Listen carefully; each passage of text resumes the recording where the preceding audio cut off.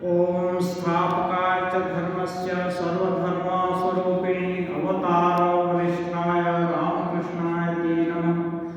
ओम निरंजनं नित्यं अनन्तरूपं भक्तानां कल्पाधतविग्रहं वै ईशावतारं परमेशमीड्यन्तं रामकृष्णं शेषाम्। ओम तव कथामृतं तप्तजीवनं कविभिरीडितं कल्मषापहं श्रवणमङ्गलं श्रीमदाततं भुवि गृह्णन्ति ये भूरिदा जनाः। सुरेंद्र के मकान पर उत्सव में प्रसंग है अहंकार, स्वाधीन इच्छा अथवा ईश्वर इच्छा, साधु संग। सुरेंद्र के घर के आंगन में श्री रामकृष्ण सभा को आलोकित कर बैठे हुए हैं। शाम के 6 बजे होंगे। आंगन से पूर्व की ओर दालान के भीतर देवी प्रतिमा प्रतिष्ठित है। माता के पाद पद्मों में जवा और बिल्वपत्र तथा गले में फूलों की माला शोभायमान है। माता दालान को आलोकित करके बैठी हुई है। आज अन्नपूर्णा देवी की पूजा है। चैत्र शुक्ला अष्टमी 15 अप्रैल 1883 ईस्वी दिन रविवार। सुरेंद्र माता की पूजा कर रहे हैं, इसीलिए निमंत्रण देकर श्री रामकृष्ण को ले आए हैं। श्री रामकृष्ण भक्तों के साथ आए हैं। आते ही उन्होंने दालान पर चढ़कर देवी के दर्शन किए। फिर प्रणाम करके खड़े होकर देवी की ओर देखते हुए उंगलियों पर मूल मंत्र जपने लगे। भक्तगण दर्शन और प्रणाम करके पास ही खड़े हैं। श्री रामकृष्ण भक्तों के साथ आंगन में आए। आंगन में दरी पर साफ चद्दर बिछी है, उस पर कुछ तकिए रखे हुए हैं। एक और मृदंग करताल लेकर कुछ वैष्णव बैठे हुए हैं। संकीर्तन होगा। भक्तगण श्री रामकृष्ण को घेर कर बैठे हैं। गीता में एक प्रसंग आता है, यदि आचरती श्रेष्ठ तत्त देवी तो लोचना। श्रेष्ठ लोग जो आचरण करते हैं, अन्य लोग उसी का अनुकरण करने की चेष्टा करते हैं। इसलिए ठाकुर जब मां अन्नपूर्णा देवी की पूजा में गए तो पहले सीधे माता जी को प्रणाम किए, फिर मूल मंत्र का जप किए। साधु सन्यासी जहाँ भी देव देवी का मंत्र होता है, वहाँ भगवान नाम जप पूजा प्रार्थना करते हैं। माता जी शारदा देवी एक बार बाद में बोली है, मंदिर आदि पूजा स्थान में जाने से, देव स्थान में जाने से जिसके पास जो कुछ है कुछ देना चाहिए। इसलिए साधु सन्यासी को के पास और क्या है, भगवान का नाम। इसलिए साधु सन्यासी जब कभी देवी देवता के मंदिर में जाते हैं तो उनको माँ का नाम, भगवान का नाम, उनसे प्रार्थना पूजा करनी चाहिए। श्री रामकृष्ण भक्तों के साथ आंगन में आए। आंगन में दरी बिछी हुई है। संकीर्तन होगा और भक्तगण श्री रामकृष्ण को घेर कर बैठ गए। लोग श्री रामकृष्ण को एक तकिए के पास से ले जाकर बैठाने लगे, किंतु वे तकिया हटाकर बैठे। तकिया क्या अहंकार का सूचक है कि एकदम हम श्रेष्ठ आदमी हैं, पीछे तकिया लगाकर बैठे जैसे सेठ लोग बैठता है। इसलिए ठाकुर इस चिन्ह को भी अच्छा नहीं समझते, इसको भी हटाकर बैठे। श्री रामकृष्ण भक्तों से कह रहे हैं, तकिए के सहारे बैठना जानते हो, न अभिमान छोड़ना बड़ा कठिन है। ये जो है तकिए के सहारे बैठना माने अभिमान छोड़ना बड़ा कठिन है। कि मैं श्रेष्ठ आदमी हूँ, बड़ा आदमी हूँ, उसमें तकिया लगाकर बैठता हूँ। अभी विचार कर रहे हो कि अभिमान कुछ नहीं है, परंतु फिर न जाने कहाँ से आ जाता है।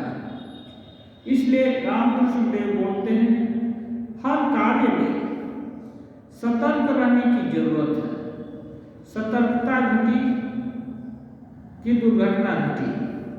इसलिए मन में कहीं से अहंकार न आए, इसके लिए सतत प्रयासशील रहते हैं। यहाँ तक कि श्री रामकृष्ण देव कुछ करते हैं तो बोलते हैं यहाँ के द्वारा किया गया या यहाँ की सोच है, मैंने ये किया, ये शायद ही कभी बोले हैं। साधारणतः बोलते हैं यहाँ की बात। श्री रामकृष्ण कहते हैं, बकरा काट डाला गया, फिर भी उसके अंग हिल रहे हैं। माँ को बकरा बलि दी जाती है, उस समय का बात है, गर्दन कर लिया लेकिन फिर भी हिलता है, कंपन होती है। ऐसे ही अभिमान, सोचते हैं अभिमान नहीं है, लेकिन पर मुहूर्त ही अभिमान हाजिर हो जाता है। श्री रामकृष्ण देव कह रहे हैं, स्वप्न में डर गए हो, आंखें खुल गई, बिल्कुल सचेत हो गए, फिर भी छाती धड़क रही है। अभिमान ठीक ऐसा ही है, हटा देने पर भी न जाने कहां से चला आता है। सपना देखा, कोई डरावना सपना, आंख भी खुल गई लेकिन डर नहीं गया, मानो धड़कन बड़ी तेज हो गई है। ऐसे ही अभिमान बोलते हैं, जल्दी जाता नहीं। सोच लेते हैं कि अभिमान कहीं खत्म हो गया, लेकिन फिर घूम घाम करके कहां से चला आता है। ठाकुर कहते हैं, बस आदमी मुंह फुलाकर कहने लगता है, मेरा आदर नहीं किया। वे कहीं समाज में या कहीं गए, वो थोड़ा सा सम्मान नहीं मिला तो मुंह फुला लिए कि मेरा आदर नहीं किया। केदार तृणादपि सुनिचेन तरोरेव सहिष्णुना। तृण से भी छोटा और जैसे वृक्ष है, सभी झड़ झपटा, आंधी तूफान, बाढ़, वृष्टि, ओला सब कुछ सहता है, लेकिन बदले में, और बच्चे पत्थर भी मारते हैं लेकिन बदले में मीठा अच्छा फल देता है। ऐसे ही साधक का स्वभाव होना चाहिए कि अपने को सभी से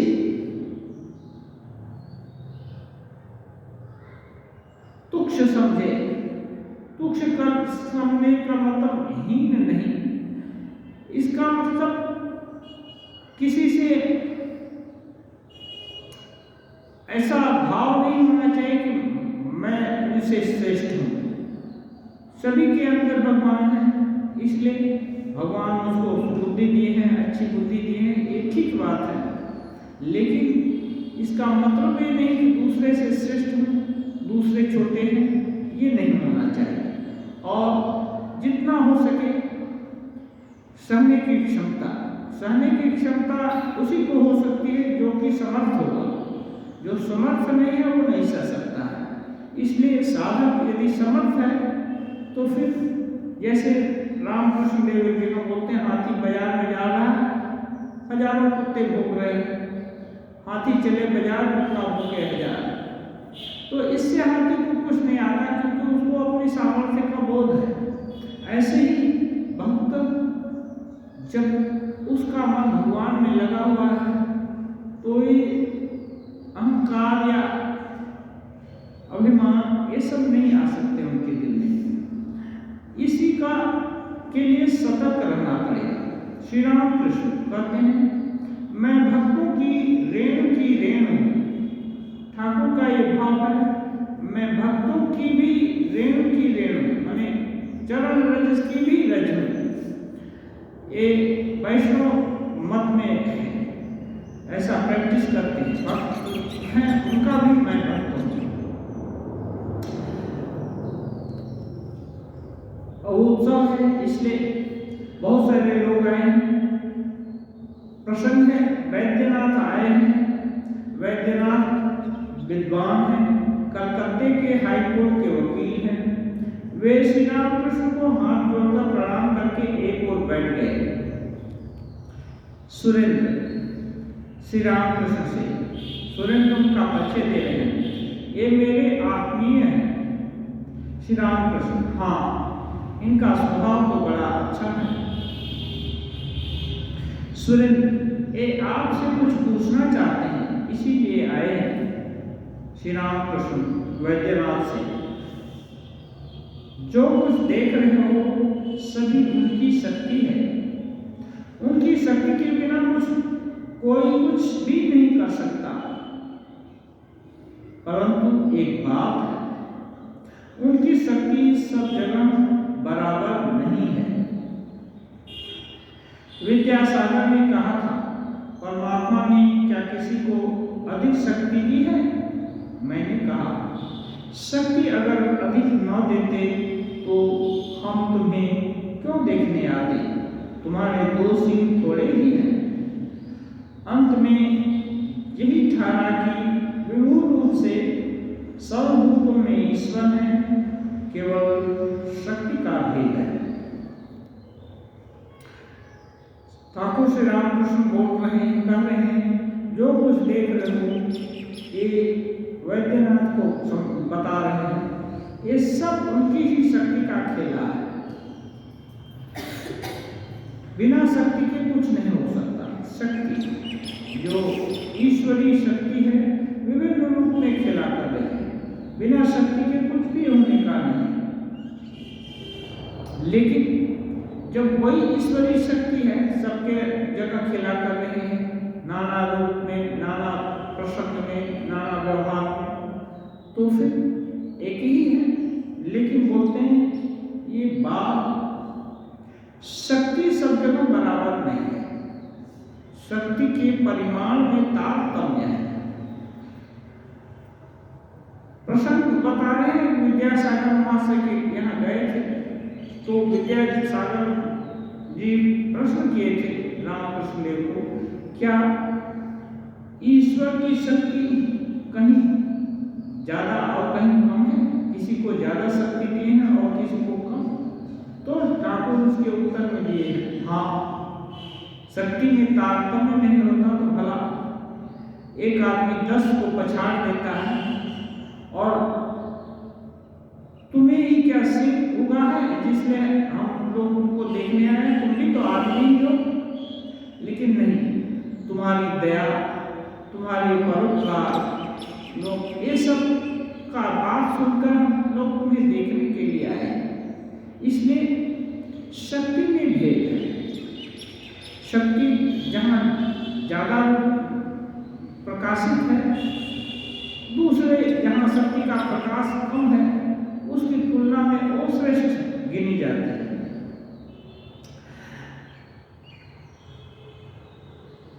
अंत में सिद्धांत बताते हैं कि विभु रूप में सर्वव्यापी जो है, विभु माने बड़ा, सर्वव्यापी, व्यापक रूप में भगवान सर्वत्र हैं, वे ही हैं।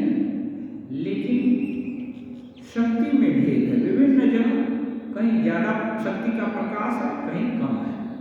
इसलिए है तो सब दृश्यमान जगत ईश्वर की शक्ति का ही खेला, लेकिन कम ज्यादा है, यही समझने के बाद है। वैद्यनाथ, महाराज, मुझे एक संदेह है। यह जो फ्री विल अर्थात स्वाधीन इच्छा की बात होती है, कहते हैं कि हम इच्छा करें तो अच्छा काम कर सकते हैं और बुरा भी। क्या यह सच है? क्या हम सचमुच स्वाधीन हैं? उनका क्या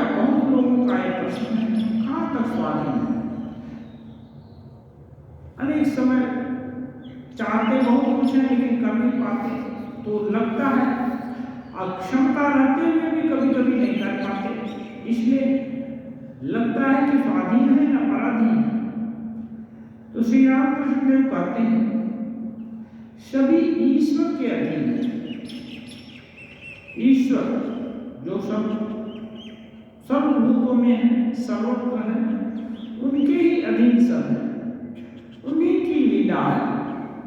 उन्होंने अनेक वस्तुओं की सृष्टि की है, छोटी बड़ी, भली बुरी, मजबूत कमजोर, अच्छे आदमी बुरे आदमी, यह सब उन्हीं की माया है, उन्हीं का खेल है। देखो ना, बगीचे के सब पेड़ बराबर नहीं होते। एक ही समय बागीचे में हजारों पेड़ लगाए गए लेकिन सभी एक हाइट के नहीं होते, सबका ऊंचाई एक नहीं होता।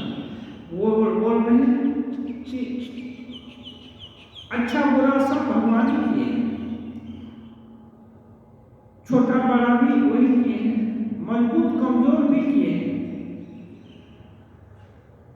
ये उनकी कैसे हुआ? ये उनकी माया से हुआ। माया क्या है? जो कि उनके असली स्वरूप को देखने नहीं देती, वही माया है। इसी के माया के कारण ही ये कोई कमजोर दिखता है, कोई बलवान दिखता है, क्योंकि वस्तुता तो एक ही है। लेकिन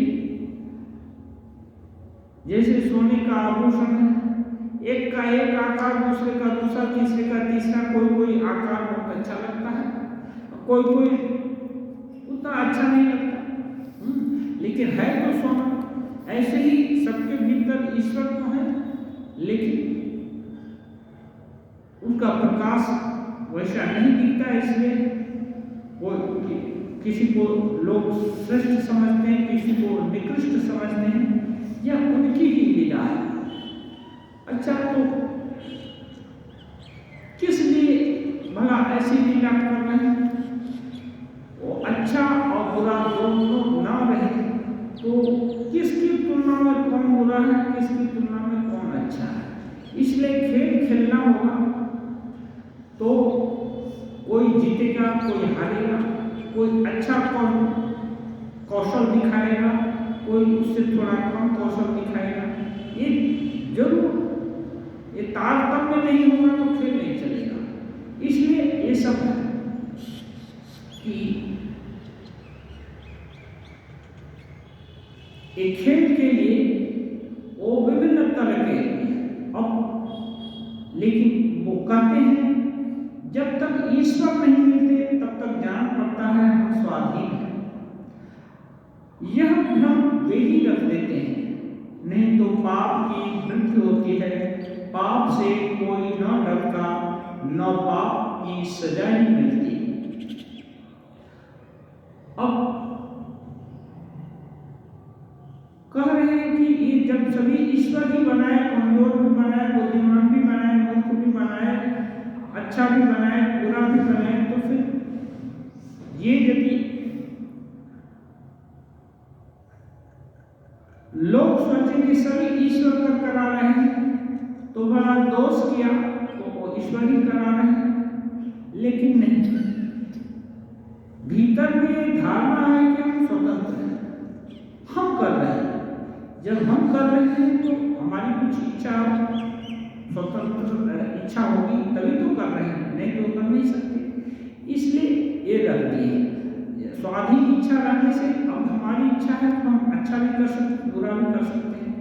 तो अच्छे का हम देखते हैं कि अच्छा रिजल्ट निकलता है। अच्छा करेंगे उसको पुण्य बोलते हैं, और बुरा करेंगे उसको पाप बोलते हैं। और पाप यदि किया तो उसका दंड भी मिलता है, सजा भी मिलती है। अच्छा किया तो पुरस्कार भी मिलता है। इसलिए एक कॉन्सेप्ट, ये जो विचारधारा कि हम कुछ कर सकते हैं, ये भगवान रख दिए हैं। इसलिए कि ये अच्छा बुरा तो सभी बना दिए, अब उसमें से विचार करके जो अच्छा है उसको ग्रहण करो और खराब को छोड़ने का प्रयास करो।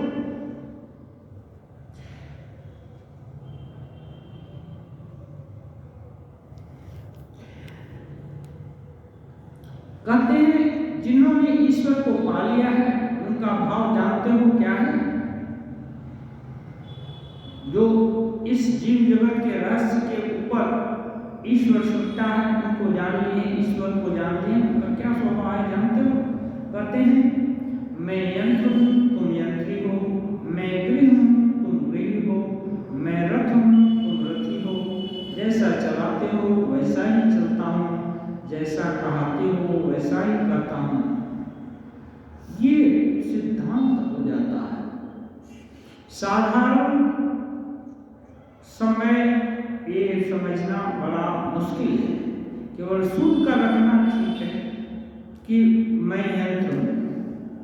अनेक समय अच्छा बुरा काम होता है, बुरा हो गया तो दुख होता है कि कहीं हमसे भूल हो गई, अपराध हो गए, और अच्छा होता है तो प्रसन्नता नहीं होती है। ये भाव छूट नहीं सकता। ये तब तक नहीं छूटेगा जब तक कि भगवान लाभ नहीं होगा।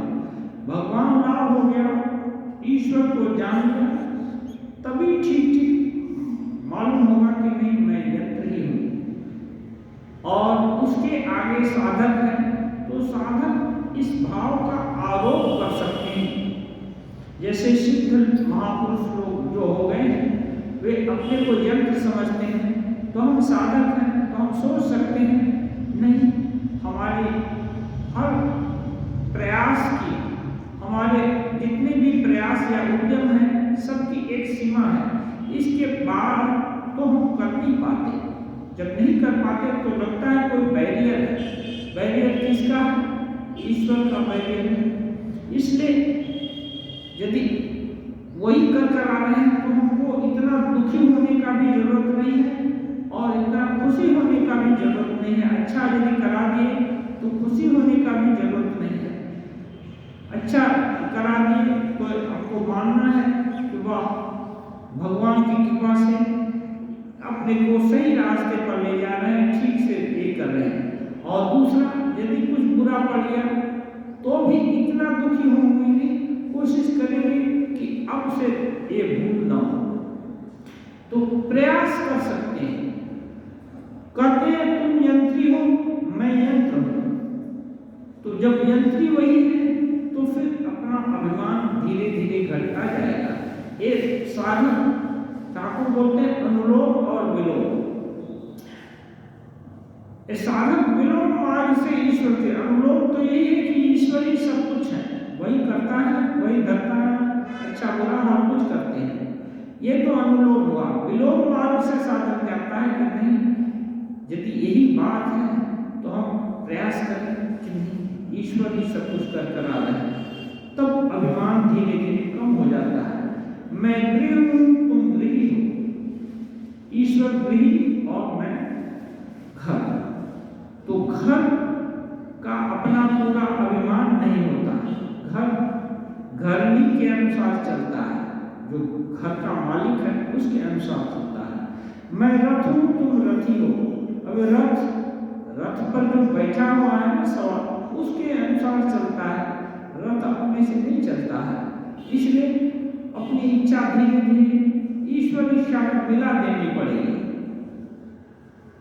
तो सोचेंगे कि हे ईश्वर जैसा चलाते हो वैसा चलता हूँ, जैसा कराते हो वैसा ही करता हूँ, जो बुलाते हो वही बोल देता हूँ। कि ये भाव का अभ्यास करके वहां तक जाया जा सकता है। तरीका अपना करके साधन भजन का एक ये भी मार्ग है कि सिद्ध महापुरुष लोग जो आचरण करते हैं उसका अनुकरण हम करें और करते करते फिर उस अवस्था को उन्नीत हो।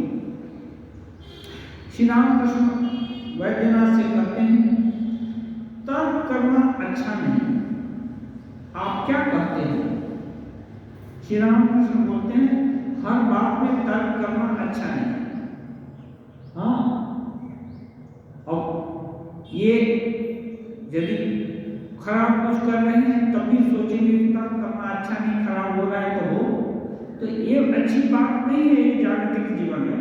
लेकिन श्री राम कृष्ण देव बहुत ऊंची बात बोल रहे हैं कि साधु, और वो भी श्री राम कृष्ण को सुरेंद्रनाथ भगवान के जैसा समझते हैं, और वही सुरेंद्रनाथ अपने मित्र से रामकृष्ण देव का परिचय कराते हैं। तो अब इसका मतलब ये उनके जो वैद्यनाथ मित्र हैं उनको इतनी तो समझने की नहीं, ये उच्च कोटि के हैं, भगवान भले न माने लेकिन उच्च कोटि के साधक महात्मा को है, इतना तो मानते ही हैं। इसलिए ऐसे लोगों के पास, जैसे माँ के पास बच्चा तर्क वितर्क ज्यादा नहीं करता, बच्चा को माँ बोल दिया बेटा ये तुम्हारा दादा लागे, ये तुम्हारे बड़े भाई हैं, तो बच्चा तुम उसके लिए तर्क नहीं कर रहा, माँ क्यों हमारे बड़े भाई हैं, ये नहीं पूछता, ये तुम्हारे चाचा हैं, ये तुम्हारे मामा हैं, ये तुम्हारे अमुख हैं, बच्चा और पूछता नहीं। ऐसे ही श्रेष्ठ महापुरुष लोगों का यदि संग हुआ, वहां गए और उनकी बात सुने, तो वहां भी तक तो उन्नति नहीं होगी। हाँ, श्री रामकृष्ण देव बोलते हैं आप क्या कहते हो, ये तो एक निष्कर्ष बोले, लेकिन फिर अगले के दिल में क्या बैठता है, वैद्यनाथ के दिल में क्या होता है, श्री रामकृष्ण पूछते हैं। वैद्यनाथ बोलते हैं जी हाँ, तर्क करने का स्वभाव ज्ञान होने पर नष्ट हो जाता है। वैद्यनाथ बोलते हैं जी हाँ, क्योंकि वो भी रामकृष्ण को अच्छा समझ करके उनसे प्रश्न करने के लिए आए, अच्छे साधक, अच्छे महात्मा, हाँ, जिनको कि उनके दोस्त अवतारी पुरुष मानते हैं। तो ये बोल रहे हैं ज्ञान होने से तर्क करने का स्वभाव नष्ट हो जाता है। अब ये ज्ञान क्या है, यही कि ये सद्गुरु हैं, ये श्रेष्ठ महात्मा हैं, ये माँ है, माँ कभी खराब चीज नहीं बोलेगी, मेरी माँ है, हाँ, इसलिए माँ जो बोलती है मान लिया बच्चा। ऐसे ही जो सद्गुरु हैं उनके पास जो कुछ भी सुना वो मान लेने में ही भलाई है, तब क्या है समय ज्यादा नष्ट नहीं होगा। श्री रामकृष्ण थैंक यू कहते हैं, कुछ अंग्रेजी शब्द भी आपको सुनते सुनते इनसे एक है, इसलिए थैंक यू बोलते हैं, धन्यवाद। लोग हंसते हैं, ठाकुर अंग्रेजी भी बोल दिए, ठाकुर तुरंत ये रामकृष्ण देव बोले और तुरंत तो मान गए, इसलिए धन्यवाद दिए, क्योंकि इससे समय बच गया, और नहीं तो उसको समझाने में ठाकुर के अनेक एनर्जी व्यय होती, और एक अपने अच्छे भक्त का दोष है, हाँ, उसको प्रत्याख्यान भी नहीं कर सकते हैं, इसलिए मान लिया तो बहुत अच्छा है। और दिल से मान लेना एक बहुत बड़ा गुण है, सहज में दिल नहीं मानता है, लेकिन ऐसे महापुरुष, ऐसे अवतारी पुरुषों का प्रभाव भी होता है।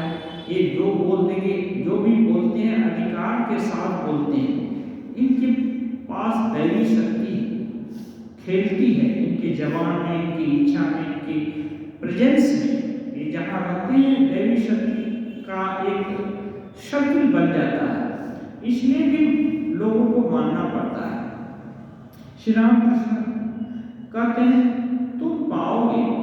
अब देखिए, जो ऐसे महापुरुष पर विश्वास कर लिया वो खाली हाथ किसी को नहीं जानते, उनके यहाँ हर लोग कुछ न कुछ पाता है, तो बोलते हैं तुम पाओगे। ये कितनी बड़ी आश्वास की बात है। ईश्वर की बात कोई कहता है तो लोगों का विश्वास नहीं होता। ठाकुर कह रहे हैं ईश्वर का बात कोई कहता है तो लोगों को विश्वास नहीं होता। यदि कोई महापुरुष कहे मैंने ईश्वर को देखा है, तो कोई उस महापुरुष की बात ग्रहण नहीं करता। लोग सोचते हैं इसने अगर ईश्वर को देखा है तो हमें भी दिखाए तो जाने। ठाकुर कह रहे हैं कि यदि कोई महापुरुष बोलता है कि ईश्वर को मैंने देखा है तो लोग बोलते हैं अच्छा देखा है तो हमको भी दिखाओ, तब तो हम मानेंगे। इतना क्या सहज है। इसने अगर ईश्वर को देखा है तो हमें भी दिखाए तो जाने।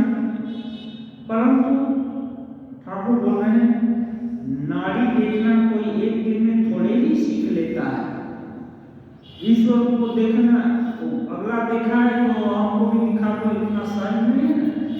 वैद्य नाड़ी ज्ञान सीखता है, अब वैद्य के साथ गए दूसरे दिन ही नाड़ी का ज्ञान तो नहीं हो जाएगा। अभी सीखना तो बहुत मेहनत करना पड़ेगा, बहुत दिन साथ में रहना होगा, बहुत कुछ सीखना पड़ेगा। इसलिए कहते हैं नाड़ी देखना कोई एक दिन में थोड़े ही सीख लेता है। वैद्य के पीछे महीनों घूमना पड़ता है, तभी वह कह सकता है कौन कफ की नाड़ी है, कौन पित्त की और कौन वात की। वैद्य में वात पित्त कफ तीन ये मुख्य एलिमेंट हैं। इनका ठीक ठीक ज्ञान होने से तभी जो आयुर्वेद की चिकित्सा चलती है। तो ये बोल रहे हैं वैद्य के साथ रहने से उसका सीखने से तब तो मालूम होगा। नाड़ी देखना जिनका पेशा है उनका संग करना चाहिए। हाँ, जो लोग पूछता है कि ईश्वर है कि नहीं दिखा दो, यदि उसको देखने की सच में इच्छा है तो जिन्होंने ईश्वर को देखा है उनका संग करेगा। वो कैसे रहते हैं, क्या करते हैं, क्या बोलते हैं, पहले तो उनका बात मानेगा। हाँ, गीता में बोलते हैं तद्विधि प्रणिपातेन परिप्रश्नेन सेवया।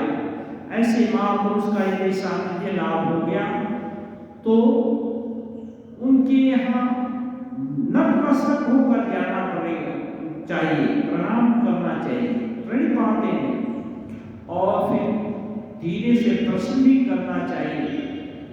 प्रश्न करते हैं, एक जूनियर ऋषि सीनियर के पास जाकर बोलते हैं कस्मिन् नो भगवो विज्ञाते सर्वमिदं विज्ञातं भवति थी। हे भगवान, क्या ऐसी कोई कौन सी ऐसी चीज है जिसको जान लेने से सब कुछ जाना जा सकता है। तो जाकर पहले तो प्रणाम करेगा, फिर प्रश्न करेगा आसेवया, और केवल प्रश्न नहीं करके जल्दी जल्दी बता दो, हमको तो समय नहीं है, हमारा समय बीत जा रहा है, फटाफट बताओ, हम चलते रहते हैं, तो नहीं होगा। सेवा करना पड़ेगा। क्या है, कैसी सेवा का मतलब जो भी गुरु चाहे उसको हर तरह से खुश करना पड़ेगा। तो एक गुरु कोई एक दिन में भी खुश हो सकते हैं, कोई 10-10, 20-20, 100-100 साल भी परिचर्या करना पड़ता है, तब कहीं गुरु खुश होंगे। और गुरु तो दिल देखते हैं, दिल साफ है तभी खुश होंगे। इसलिए सेवा करनी पड़ेगी तब ये होगा। और सेवा इतनी आसान नहीं है कि एक दिन में ही सेवा किया बस हो गया, अभी आज तो सेवा कर लिया और कितना देर सेवा कराओगे, ऐसी नहीं है उनकी। क्योंकि ये भगवत वस्तु, ये ईश्वर तत्व इतना अनमोल है कि इसके लिए जन्म जन्म भी सेवा करना पड़े तो भी इसका मूल्य कम है, उसका जो एफर्ट है ना वो कम है।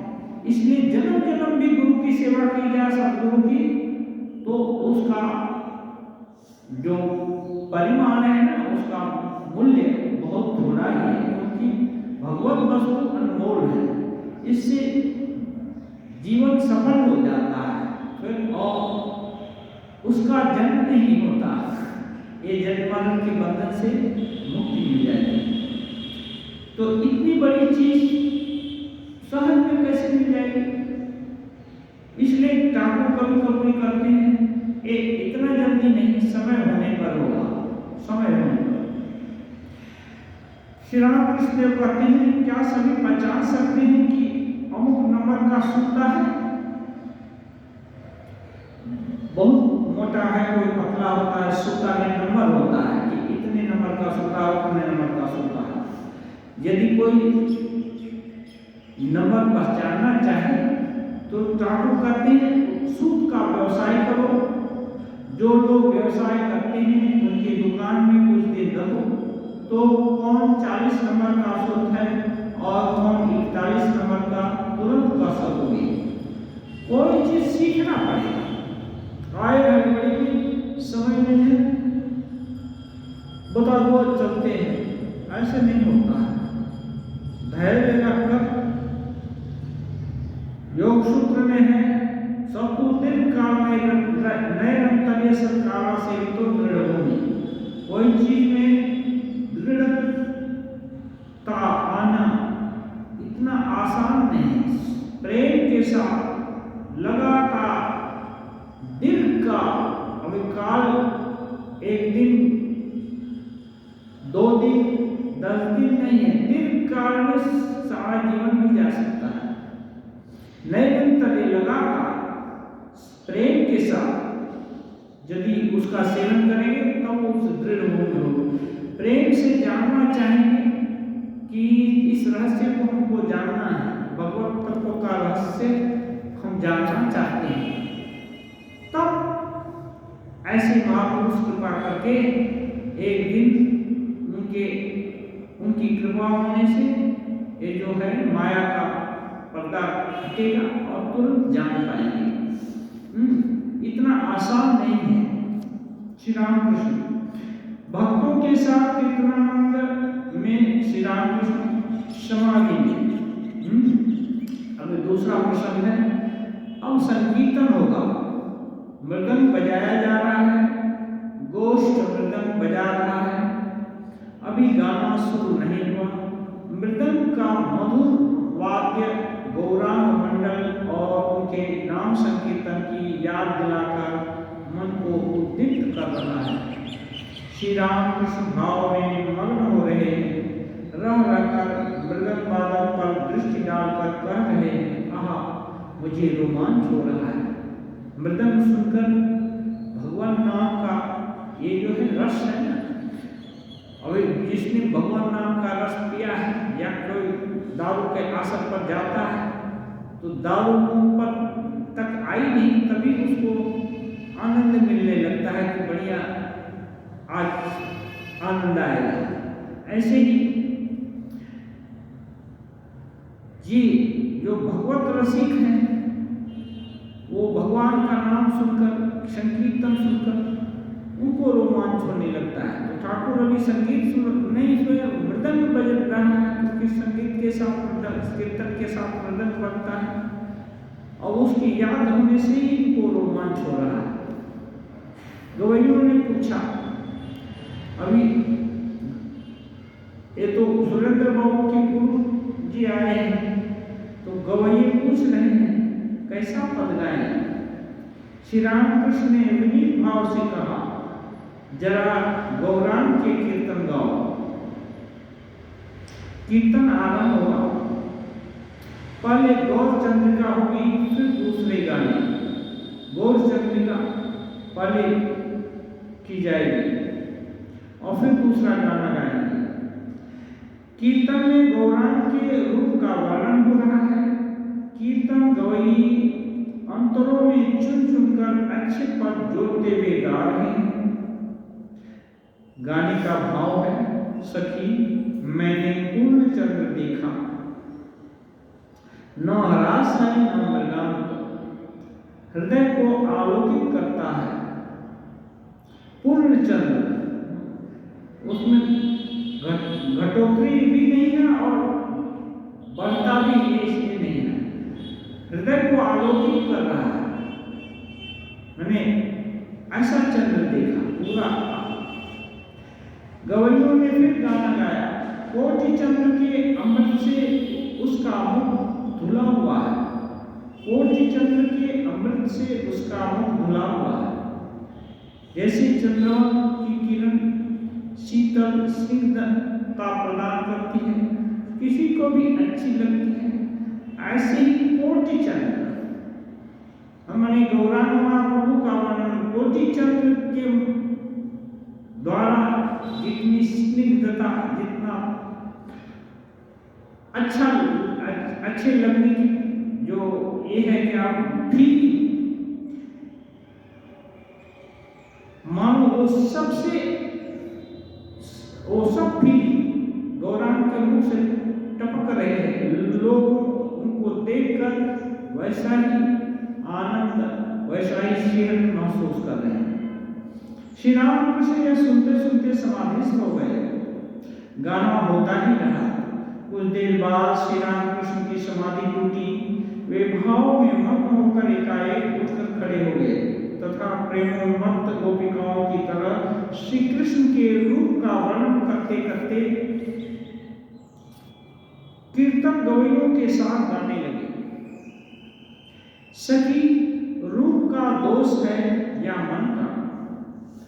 दूसरों को देखती हुई तीनों लोक में श्याम ही देखती हूँ। दूसरों को देखती हुई तीनों लोक में श्याम ही देख रहे हो। सखी को इतना भाव हो गया है श्याम का कि और कुछ दिख नहीं रहा। जिसको देख रहे हैं वही उधर ही श्याम दिख रहे हैं। इसीलिए सखी बोल रही कि सखी, ये रूप का दोष है, श्याम के रूप का दोष है ना ये मेरे मन का दोष है? भाई कोई किस दोष होगा तभी तो, जहाँ श्याम नहीं है वहां भी श्याम दिख रहा है। तो हो सकता है वो रूप इतना आकर्षक हो कि मेरा मन हर जगह वही दिख रहा है। और दूसरा हो सकता है ये मन में ऐसा दोष हो गया है कि मन उस रूप को छोड़कर और दूसरा रूप देखना ही नहीं चाहता, इसलिए ऐसा देख रहा है। ये माने साधक साधिका ये जो है गोपियों की, इसलिए गोपियां श्रेष्ठ भगवत भक्त मानी जाती है। श्री रामकृष्ण नाचते हुए गा रहे हैं, भक्तगण निर्वाक होकर देख रहे हैं। गवैये फिर गा रहे हैं गोपिका की उक्ति। बंसी, गोपिका बोलती है, हे बंसी तू अब ना बज, क्या तुझे नींद भी नहीं आती? क्योंकि जितनी बार बंसी बजेगी इनको दौड़ कर जाना होगा। हाँ, इसलिए वो गाती हैं, बंसी अब मत बजो, तुम्हें क्या नींद नहीं आती? इसमें पद जोड़कर गा रहे हैं और नींद भी आए कैसे? एक तरफ बोलेंगे तुम्हें नींद नहीं आती, दूसरी तरफ बोलना आए भी कैसे? क्योंकि दिल में तो श्याम बसे हैं, फिर नींद कैसे आए? सेज तो कर पल्लव है ना, सेज तो कर पल्लव है, माने जहाँ सोना होगा वो तो कृष्ण का हाथ नहीं पड़ने से तो नींद नहीं आएगी, इसलिए कैसे सोए? श्रीमुख के अमृत का पान करती है। श्रीमुख माने कृष्ण, ये जो बांसुरी को मुख से स्पर्श करते हैं तो उनका मुख का पान करती है। 30 पर उंगलियां सेवा करती हैं। इसके बाद भी रस का पान करें, फिर भी उंगली से बजाते हैं विभिन्न राग, तो उंगलियों का भी स्पर्श पाती है। भला ऐसी अवस्था में वो कैसे सोए, उसको कैसे जीना है? ओम निरंजनम नित्यम अनंत रूपम मुक्ताम कंपाधित विग्रहम वै ईशावतारम परमेश मेद्यम तम राम कृष्णम शीर्षा नमामि।